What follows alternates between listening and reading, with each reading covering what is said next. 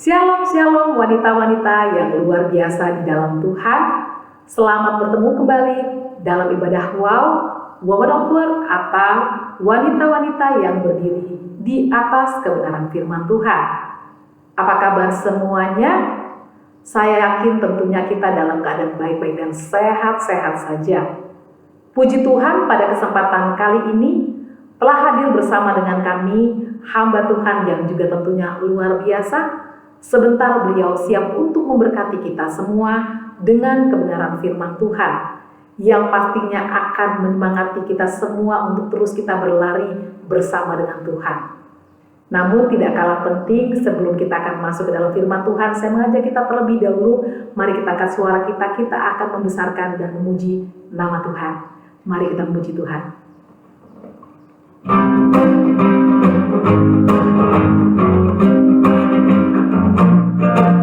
Sebab peperangan kita bukan melawan darah dan daging. Peperangan kita melawan penguasa di udara. Sebab peperangan kita bukan melawan darah dan daging. Peperangan kita melawan roh jahat di udara. Kenakanlah senjata Allah supaya kamu dapat bertahan melawan tipu muslihat iblis. Sebab itu ambillah selengkap senjata Allah, lawan dan hancurkan musuhmu, berperang sebagai laskar Allah, dimakan panji kemenanganmu. Sebab itu ambillah selengkap senjata Allah, lawan dan hancurkan musuhmu, berperang sebagai laskar Allah, dimakan panji kemenanganmu. Kibarkan panji kemenanganmu. Kibarkan panji kemenanganmu.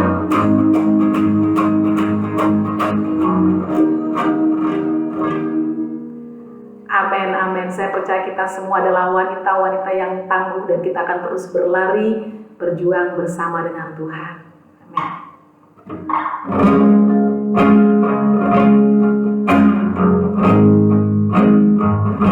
Selidiki aku, lihat hatiku, apakah ku sungguh mengasihimu, Yesus. Kau yang maha tahu dan menilai hidupku, tak ada yang tersembunyi bagimu. Selidiki aku, lihat hatiku, apakah ku sungguh mengasihimu, Yesus.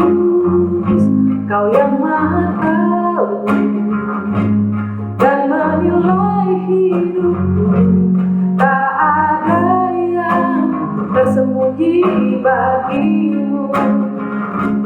Telah kulihat kebaikanmu yang tak pernah habis di hidupku.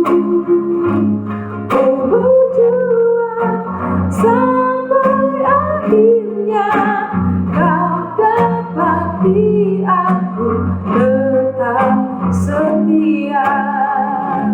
Telah kulihat kebaikanmu yang tak pernah habis di hidupku.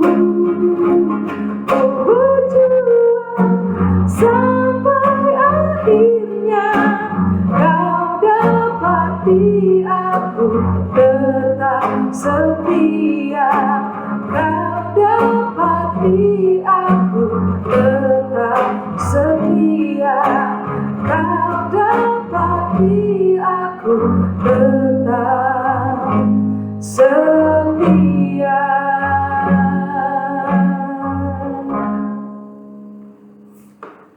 Inilah doa dan pengharapan kami Tuhan, supaya kami semua menjadi wanita-wanita yang tangguh dan setia Tuhan, berjalan bersama-Mu Tuhan.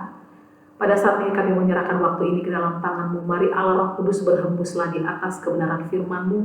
Urapi kami semua, berikan kami hikmat serta pengertian agar kami bisa mencerna setiap kebenaran yang disampaikan oleh hamba-Mu. Mudahkan juga hamba-Mu Tuhan, urapi juga hamba-Mu Tuhan, supaya bisa menyampaikan pesan isi hati-Mu kepada setiap kami. Hanya dalam nama Yesus kami telah berdoa dan mengucap syukur. Haleluya. Amin. Puji Tuhan, saya tidak akan mengulur waktu lebih lama lagi. Waktu dan tempat langsung saja saya persilakan kepada hamba Tuhan yang akan membawa firman Tuhan. Shalom saudara sekalian yang kekasih di dalam Tuhan, apa kabar? Saya harap saudara semuanya baik-baik dan sehat-sehat di dalam Tuhan. Dan yang penting semangat terus saudara ya. Apapun yang terjadi dalam kehidupan kita, jangan sampai semangat kita mati ya, tapi kita harus semangat terus. Dari sebab itu judulnya hari ini yaitu saya mengatakan perjuangan. Karena saya percaya kita pun semua ya sebagai ibu-ibu, apapun keadaan saudara, meskipun saudara belum ibu-ibu, tetap yaitu setiap manusia itu seharusnya menjadi seorang pejuang di dalam segala keadaan kita. Amin. Karena dalam kamus kalau kita lihat, seorang pejuang adalah orang yang pantang menyerah ya, sampai dia mendapatkan hasilnya. Begitu juga kita dalam Tuhan. Seharusnya kita semua adalah pejuang-pejuang iman ya, yang pantang menyerah dan terus memegang firman Tuhan atau terus memegang janji Tuhan sampai kita mendapat atau melihat hasilnya sesuai dengan firman Tuhan, atau sampai kita lihat terobosan kita, atau saudara sampai mendapatkan mujizat saudara ya, untuk anak kita, untuk keluarga kita, pekerjaan kita, ataupun pelayanan kita dimanapun saudara melayani dalam gereja Tuhan ya. Dan yaitu di atas segala sesuatunya adalah keselamatan untuk keluarga kita, orang-orang di sekeliling kita, yaitu atau teman-teman kita atau siapapun yang kita kenal ya. Dan masih banyak hal-hal lain yang saya percaya itu adalah keinginan Tuhan untuk kita semua diselamatkan, untuk kita semua mengenal Tuhan kita Yesus Kristus, dan dalam itu semuanya kita pun dipulihkan oleh Tuhan. Dan contoh yang saya sangat suka sekali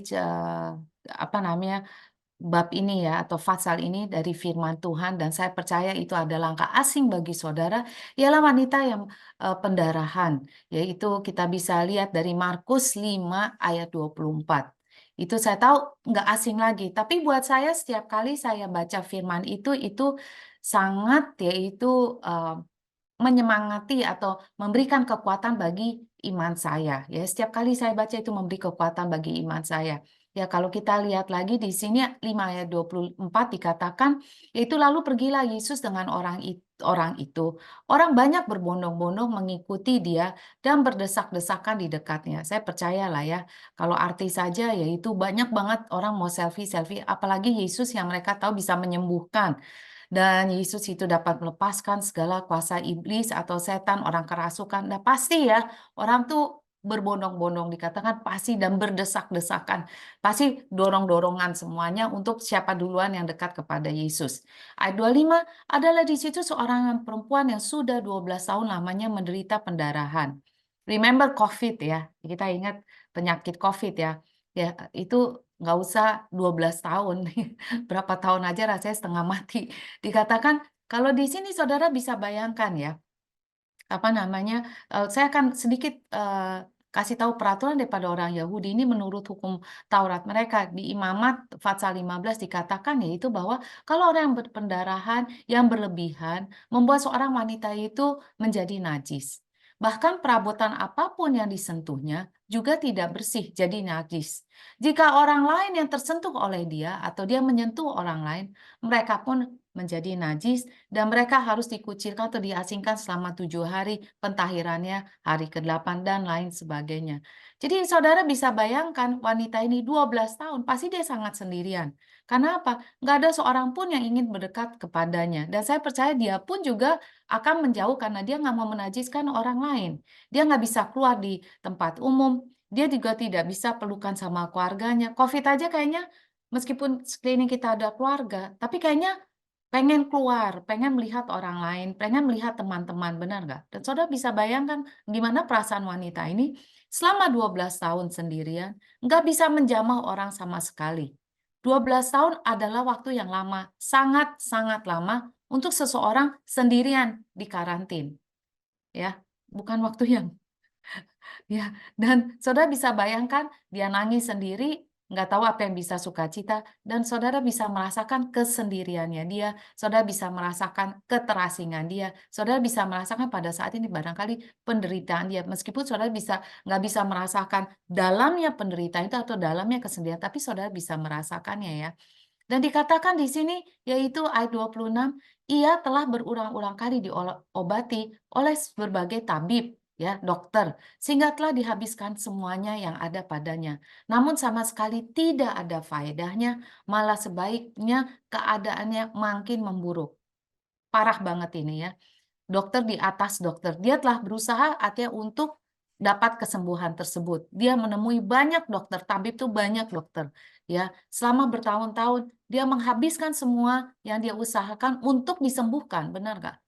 Kalau kita zaman sekarang ya, bukan saya mengecilkan penyakit apapun, saya percaya yaitu berapa banyak duit pun saudara akan yaitu pergi ke dokter nomor satu supaya kita sembuh, benar nggak ya? Kita sakit flu aja udah kesel, sakit COVID aja saya pun kena COVID udah kesel rasanya, apalagi dia yang 12 tahun ya. Dan saudara maksudnya bisa lihat di situ bagaimana malangnya yaitu wanita tersebut dia udah menghabiskan banyak uang masih aja nggak sembuh. Bahkan dikatakan di sini ya, pergi ke tabib, namun sama sekali tidak ada faedahnya ayat 26, malah sebaiknya keadaannya makin memburuk. Artinya bisa aja pendarahannya masih makin banyak, ya. Dan saudara bisa bayangkan kalau setiap hari pendarahan itu keluar dari tubuh kita, pasti dia akan makin kurus, makin tidak sehat jadinya. Ayat 27 dikatakan dia setelah itu apa? Dia sudah mendengar berita-berita tentang Yesus. Jadi saudara lihat di sini ya, dia dengar. Meskipun sekali lagi, kan dia nggak boleh keluar dari rumahnya, ya. Dia nggak mendengar, tapi dia dengar berita-berita. Yaitu barangkali ada orang, apa, ya kasih tahu dia dan segala, kita nggak tahu. Tapi dia bisa aja dengar berita-berita, ya. Maka di tengah-tengah orang banyak mendengar berita-berita tentang Yesus, maka di tengah orang banyak itu ia mendekati Yesus dari belakang dan menjamah jubahnya, ya. Jadi kalau di sini kita lihat nomor satu, dia harus melanggar tradisi dia. Bukan sesuatu yang, apa namanya, yang mudah, karena bisa aja dia dihukum atau apapun risikonya. Tapi tradisi tersebut, yaitu apapun larangan manusia tersebut, ini ya, karena dia hanya ingin mendapat kesembuhannya. Saya bilang itu masuk akal. Tapi untuk dia melangkah keluar dari rumahnya, itu suatu tekad antara mati dan hidup. Dia ambil tekad tersebut, dia ambil keputusan. Itu sebuah perjuangan. 12 tahun dia harus berjuang tetap hidup. Dia 12 tahun namanya dia berjuang untuk mendapatkan kesembuhan. Sekarang dia mengambil satu langkah lagi, yaitu dia berjuang untuk mendekatkan kepada Yesus. Makanya dia katakan ayat 28, yaitu asal kujamah saja jubahnya, aku akan sembuh. Itu sebuah perjuangan, maksudnya kalau orang tahu dia itu sebuah rabi, dia sebuah guru, atau orang mengatakan dia sebuah nabi, atau pada zaman tersebut dia artinya orangnya kudus dan tidak bisa, maksudnya orang yang najis menjamah dia. Yaitu karena itu sebuah larangan. Tapi karena dia tahu, dia bilang kalau orang tahu saya itu, yaitu pendarahan, orang menganggap saya najis, nggak mungkin saya diizinkan keluar rumah, apalagi untuk menjamah, yaitu Yesus Kristus yang mereka pada saat itu menilai seorang rabi dan seorang guru yang kudus yang dapat menyembuhkan. Ya, itu sebuah perjuangan yang luar biasa, saudara. Dan saudara lihat, itu keberanian yang luar biasa, tekad yang luar biasa untuk wanita ini melangkah dengan apa namanya, dengan iman ya. Kekuatan dia yaitu untuk dapat melewati situasi, untuk mendapatkan terobosan dan kesembuhan. Itu kekuatan iman yang luar biasa, saudara. Tekad yang luar biasa.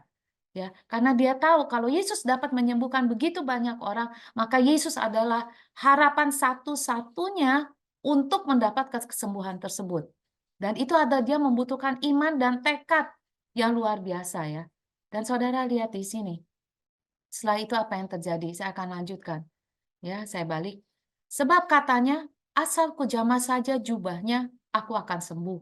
Dan 9, seketika itu juga berhentilah pendarahan dan ia merasa bahwa badannya sudah sembuh dari penyakitnya.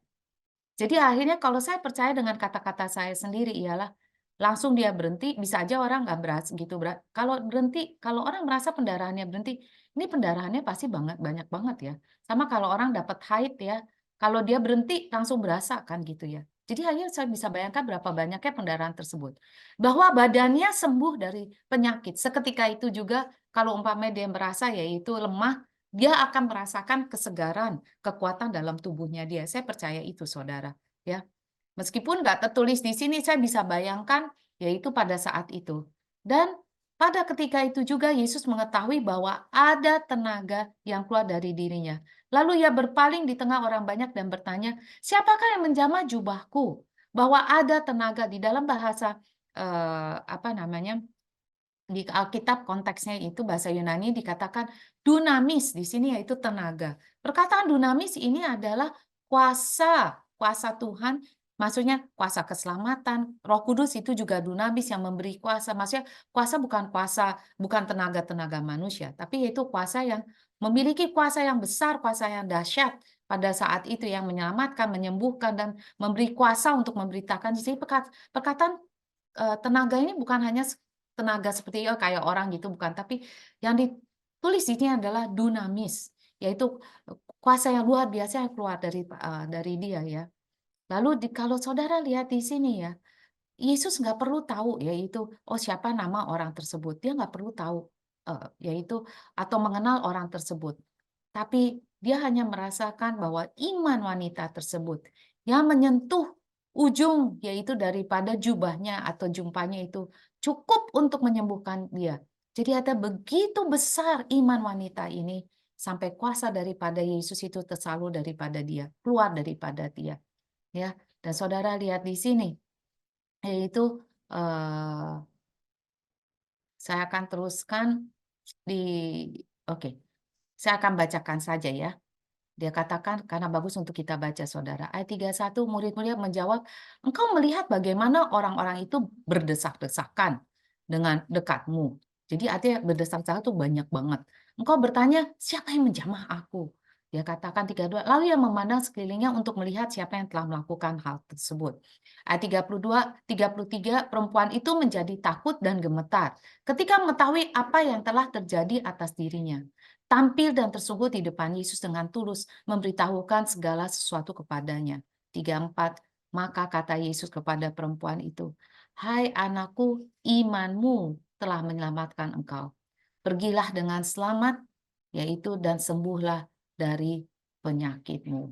Wow, itu luar biasa ya.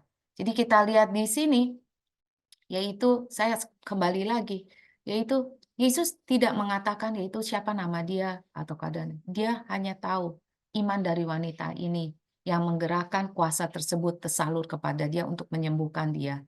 Ya, waktu Yesus tanya, siapa sih orangnya ini? Bukan artinya dia untuk yaitu membentaknya atau menegurnya, sama sekali tidak. Tuhan pada saat itu Yesus yaitu dia pengen dia tahu nggak dia? Dia tahu lah pasti tahu karena dia adalah seorang Tuhan. Meskipun 1.000 orang datang di situ, tahu nggak dia siapa? Pasti tahu. Dia adalah Alfa dan Omega, dia adalah Tuhan, dia tahu segala sesuatunya. Tetapi yaitu Tuhan ingin apa saudara? Dia ingin wanita itu datang kepada dia supaya dia yaitu Yesus Kristus dapat menegaskan atau meneguhkan bahwa yaitu wanita ini telah benar-benar bebas dari segala penderitaannya. Dia tidak lagi terbelenggu oleh penyakitnya atau kutuknya atau apapun yang selama 12 tahun telah membelenggu dia. Tetapi yaitu dia telah sungguh-sungguh sembuh, sepenuhnya itu sembuh. Dia hanya menegaskan itu, ya. Dan Yesus juga ini luar biasa ya. Bukan hanya dia menyembuhkan yaitu penyakitnya, kata-katanya luar biasa. Yang suka orang kurang perhatikan di sini. Hai anakmu, imanmu telah menyelamatkan engkau. Iman saudara yang menyelamatkan saudara. Benar nggak? Iman saudara yang menyembuhkan saudara. Daripada sebab itu dia katakan, pergilah dengan selamat dan sembuhlah dari penyakitmu. Dengan kata lain yaitu Yesus tahu kalau dia disembuhkan pasti dia percaya kepada dia bahwa Tuhan adalah Yesus Tuhan dan Juru Selamat dia. Dari sebab itu dengan selamat. Itu adalah keselamatan. Makanya dikatakan imanmu telah menyelamatkan engkau. Menyelamatkan dia yaitu bukan hanya daripada kesembuhan, tapi dia juga mendapatkan keselamatan. Yaitu keselamatan karena Yesus adalah juru selamatnya. Itu luar biasa ya. Dia berani dikatakan bahwa Yesus Kristus dulu, sekarang, dan selama-lamanya adalah sama. Dia adalah Tuhan kita dulu, sekarang, dan selama-lamanya. Dia adalah Tuhan dalam perjanjian lama, Tuhan perjanjian baru, Tuhan pada saat ini, saudara. Amin. Saya rasa gregetan banget, saudara. Itu karena saya percaya Tuhan itu hidup dulu, sekarang, dan selama-lamanya sama. Dia nggak pernah berubah, kuasanya nggak pernah berubah. Maka saudara sekalian mintalah dan teruslah meminta dengan keyakinan dan keteguhan, ya, daripada hati saudara sekalian semuanya. Meskipun saudara mengatakan yaitu, oh saya nggak ada kesembuhan fisik, tapi saya percaya yaitu Tuhan itu dapat menyembuhkan hati dan jiwa saudara. Ya, jika kita mau saja datang kepada Dia, apapun masalah saudara, lari kepada Dia. Apapun yang membelenggu saudara, lari kepada Dia. Apapun hal tersebut, mari saudara, kita lari kepada Tuhan kita Yesus Kristus. Kita hanya yaitu dikatakan apa namanya? Saya suka mengatakan kayak gini, Jesus is only a prayer away. Jadi maksudnya berapa jauhkah Yesus? Yaitu sejauh only a prayer away. A prayer away jadi umpamanya seberapa jauhkah saya dengan saudara? Yaitu kalau kita WA, kita telepon, kita langsung bisa video call atau video call, langsung kita bisa mendengar. Begitu juga kita dengan Yesus. Waktu kita dimanapun saudara pada saat ini, yaitu saudara bisa langsung, Tuhan tolong saya. Disitulah Tuhan Yesus berada. Nggak jauh-jauh saudara. Ya, Tuhan itu selalu berserta kita semuanya. Dia tidak pernah meninggalkan kita. Dari sebab itu mari saudara, kita datang kepada Dia, berterima kasih kepada Tuhan, karena Dia sendiri yang akan memberikan jalan kepada kita. Yaitu, jangan saudara, yaitu, oh dosa saya gini, gini, gini, atau malu saya gini, gini, atau jangan itu semua, itu buang jauh-jauh. Karena Dia telah, kalau kita mau datang kepada Dia, bilang kepada Tuhan Yesus, ampuni segala dosa-dosa saya. Saya mau terima Engkau Tuhan Yesus sebagai Tuhan dan Juru Selamat pada saat ini. Pasti saudara, Dia mendengar doa saudara. Detik ini juga saya tahu Dia berada bersama saudara. Amin saudara. Mari kita berdoa saudara. Bapak sekali lagi kami mengucap syukur terima kasih Tuhan untuk firman-Mu yang luar biasa ini Tuhan. Firman ini selalu mengingatkan kepada kami Tuhan bahwa Engkau ada. Dan Engkau selalu mendengarkan Tuhan jeritan daripada hati kami Tuhan. Apapun masalah kami Tuhan, kami tahu pada saat ini Tuhan, Engkau mendengarkan, Engkau bahkan lebih tahu daripada tahu Tuhan. Seperti wanita ini, Engkau tahu Tuhan kebutuhan dia Tuhan. Engkau tahu masalah dia. Meskipun dia belum bicara, Engkau sudah tahu Tuhan. Saya percaya Tuhan, kami percaya, sungguh-sungguh percaya Tuhan. Apapun masalah kami, apapun keadaan kami, dulu, sekarang, maupun masa depan kami, Engkau sudah tahu. Engkau tahu dan Engkau maha tahu. Terima kasih Tuhan, karena begitu besar kasih-Mu kepada kami semua. Terima kasih Tuhan, pada saat ini kami mau serahkan seluruh kehidupan kami Tuhan, masalah kami Tuhan, apapun masalah tersebut, masa depan kami Tuhan, kami mau serahkan kepada Engkau. Tuhan pada saat ini Tuhan, sebagai hamba-Mu Tuhan, saya berdoa Tuhan, biarlah Engkau sendiri memberi jalan keluar bagi mereka yang tidak ada jalan keluar. Engkau memberi semangat bagi mereka yang putus asa. Engkau beri pemulihan bagi setiap keluarga-keluarga daripada kami semuanya Tuhan. Engkau sendiri yang menyembuhkan bagi mereka yang sakit. Engkau sembuhkan pada saat ini juga di dalam nama Yesus Kristus. Mereka yang ada banyak pikiran, banyak stres, di dalam nama Yesus kami perintahkan semua pikiran itu tenang, tunduk di bawah kaki Kristus Yesus, dan kami perkatakan biarlah pikiran itu sejalan dengan firman Tuhan di dalam nama Yesus Kristus. Bagi mereka ada masalah keuangan, Engkau buka jalan Tuhan. Kau berikan Tuhan pekerjaan yang baik Tuhan. Kau berikan Tuhan, Kau mencukupi setiap kekurangan-kekurangan daripada kami semua.